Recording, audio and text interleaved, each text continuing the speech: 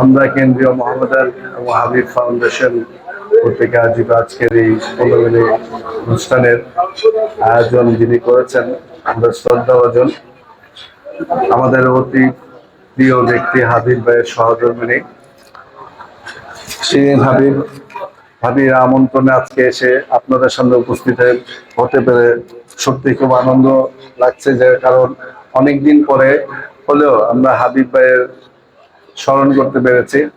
এই মানুষটি সম্পর্কে আসলে নারায়ণগঞ্জবাসীকে বারবার মনে করে দেওয়ার দায়িত্বটা আমাদের রাজনৈতিক নেতা কর্মীদের। যে পরিমাণে ওনার ভূমিকাকে তুলে ধরার কথা ছিল, সেই ক্ষেত্রে আমরা মনে হয় অনেক ক্ষেত্রে ব্যর্থ হয়েছি।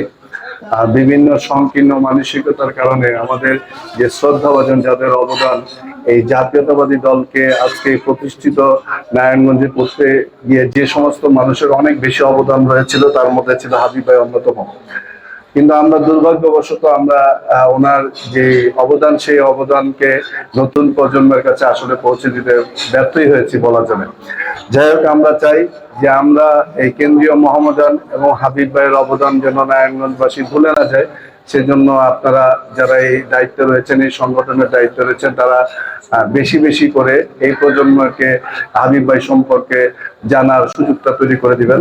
এবং আমরা আমাদের দলের অবস্থান থেকেও বলতে চাই যে আমরা সবসময় এবছর থেকে যারা জাসাস আছে, যারা নেতৃবৃন্দ আছেন, সবার কাছে বিনীত আবেদন থাকবে হাবিব ভাইয়ের মৃত্যুবার্ষিকীগুলি যাতে আমরা সবসময় ওনার কর্মময় জীবন, ওনার যে ফুটবল প্রীতি ছিল। আমাদের বর্তমান সরকারের মাননীয় প্রধানমন্ত্রী আপনারা সবাই অবগত আছেন যে শিক্ষার পাশাপাশি সমস্ত ক্রীড়াঙ্গনে প্রতিভা অন্বেষণের কাজ চলছে। এইগুলোর মাধ্যমে যাতে আমরা হাবিব ভাইকে বাঁচিয়ে রাখতে পারি। উনি যে ক্রীড়া প্রেমী ছিলেন এবং আমরা মোহাম্মদানের নামে যে সংগঠনটি নারায়ণগঞ্জে ব্যাপক আলোচিত ছিল এক সময়, আমরা চাই যে ওনার নামটা ধরেই ভবিষ্যতে যে এই ধরনের খেলাধুলার ব্যাপারে হাবিব ভাইয়ের অবদান যা ছিল, সেটাকে যাতে আমরা নতুনভাবে মানুষের সামনে, নতুন প্রজন্মের সামনে উপস্থাপন করতে পারি।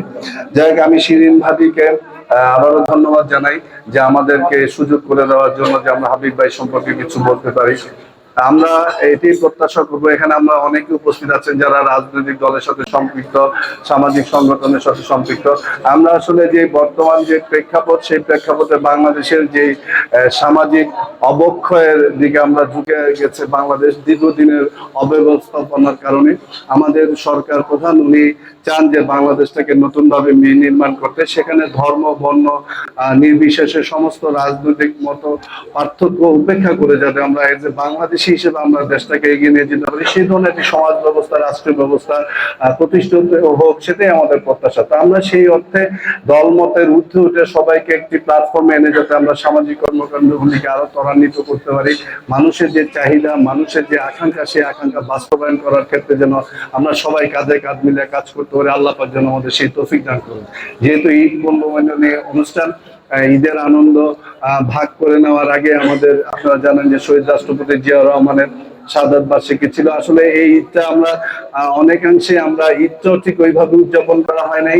এর 2 দিন পরে আমাদের আমাদের যে বহুদলীয় গণতন্ত্রের প্রতিষ্ঠাতা শহীদ রাষ্ট্রপতি জিয়াউর রহমানের শাহাদাত বার্ষিকীর কারণে আমরা বিভিন্ন কর্মসূচিতে অংশগ্রহণ করেছি। তো আসলে এর মাঝেও এই পণ্যগুলি একটা অনুষ্ঠান আমাদের শিরিন ভাই আয়োজন করেছেন। এই জন্য আমি ব্যক্তিগত তরফ থেকে এবং জেলা বিএনপির পক্ষ থেকে আপনাকে ধন্যবাদ জানাই। আপনাকে আমরা এতটুকু আশ্বস্ত করতে চাই যে আপনি সামাজিক যে কোনো কর্মকাণ্ড যখনই কিছু করবেন, যদি আমাদেরকে ডাকেন, আমরা সবসময় ভাই হিসেবে আপনার পাশে থেকে আপনার যে উদ্দেশ্য, হাবিব ভাই যে উদ্দেশ্য ছিল নারায়ণগঞ্জবাসীর জন্য কিছু করা, সেটা যাতে বাস্তবে সম্পন্ন করা যায়, সেজন্য আমরা আপনাদের পাশে থেকেও কাজ করতে চাই। আল্লাহ পাক যেন আমাদেরকে সেই সুযোগটা তৈরি করে দেন। সবার কাছে দোয়া চেয়ে এবং সবার সুস্বাস্থ্য কামনা করে আমি আমার বক্তব্য শেষ করলাম। ধন্যবাদ সবাই।